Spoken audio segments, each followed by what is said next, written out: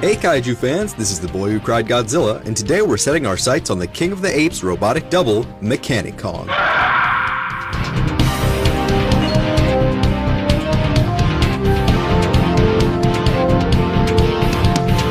Mechani-Kong is a robotic King Kong doppelganger that debuted as an antagonist in the 1966 Rankin-Bass television series The King Kong Show, and was later reimagined in Toho's 1967 film King Kong Escapes. While it was proposed to appear in a handful of unmade Toho projects in the early 90s, and made appearances in games and manga near that time, the mechanical ape hasn't been featured in much media in recent years. In The King Kong Show, Mechani-Kong is a giant robot bearing the basic silhouette of Kong himself, with a window on top of his head, from which Doctor Who controls the mechanism. His body is made of sleek brown metal, with his face, hands, and chest being of a lighter tan color. In tie-in media for the series, such as manga and other artwork, Mechani-Kong is given completely different designs. Toho's Mechani-Kong is entirely silver with clear rivets on its body. Mechani-Kong No. 1 has a belt of canister-like grenades around its waist, though the second iteration lacks it. In The King Kong Show, Mechani-Kong was built by Doctor Who to discredit and destroy King Kong, while in King Kong Escapes, Mechani-Kong was built by Doctor Who using designs realized by Major Carl Nelson. The King Kong Show.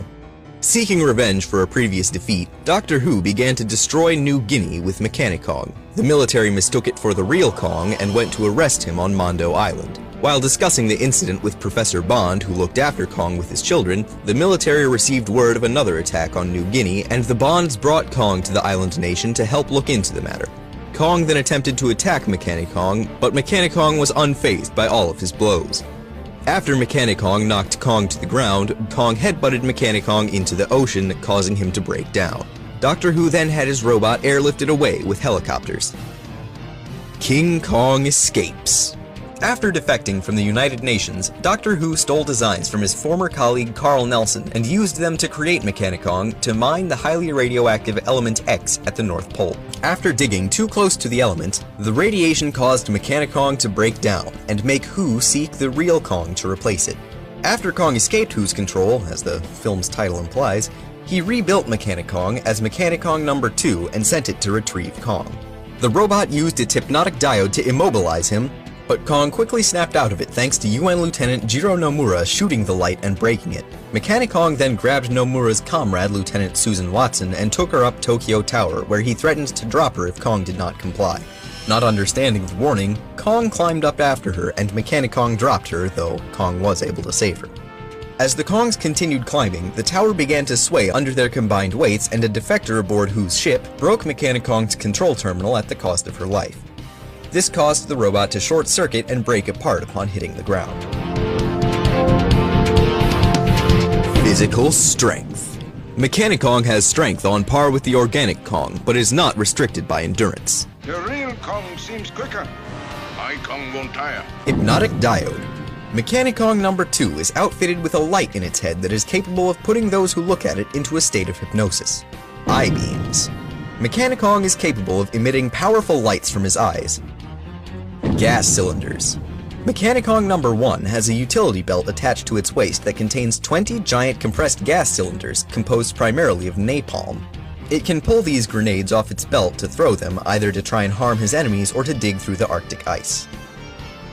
Loudspeakers. Doctor Who can transmit his voice through loudspeakers located within Mechani-Kong's mouth, with the sound carrying for 10 square kilometers.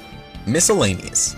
Other weapons and components said to be a part of the robot's arsenal include an Element X furnace, a generator, an electronic brain with a remote control device and computer built in, a wide-angle radar, and a wide parabolic reflector among the previously mentioned weapons. In the 1992 manga Godzilla, King of the Monsters, published by Kodansha Comics, Mechani-Kong was rebuilt by the mad scientist Dr. Oniyama as Mechani-Kong II to help his rebuilt Mechagodzilla 3 defeat Godzilla. Mechani-Kong held Godzilla in place while Mechagodzilla attacked, but Godzilla was able to flip him over his shoulder and the impact caused Mechani-Kong to shut down.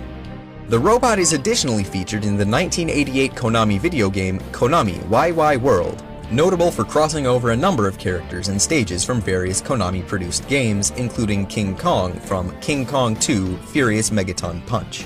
Mechani-Kong appears in the 5th stage, called City Stage, as one of the naturally occurring enemies. Later in the level, another mechanical ape appears named Boss Konger, who serves as the stage's boss. Mechani-Kong was a personal favorite kaiju of Koichi Kawakita, special effects director for most of the Heisei Godzilla films. Kawakita plans to pit Mechani-Kong against Godzilla in several unmade projects in the early 1990s. Ultimately, Toho found that it would be difficult to use the likeness of King Kong in one of their own films. However, Kawakita later paid tribute to Mechani-Kong with the monster Bulgario in the show Phantom Star God Justerizers and the film Super Starfleet Caesar X the Movie, which he claimed was based on the unused Heisei design for Mechani-Kong. Mechani-Kong makes a brief cameo alongside Maguma in a drawing in an episode of the 1993 trivia show Adventure Godzillaland 2. And that's Wikizilla's kaiju profile on Mechani-Kong.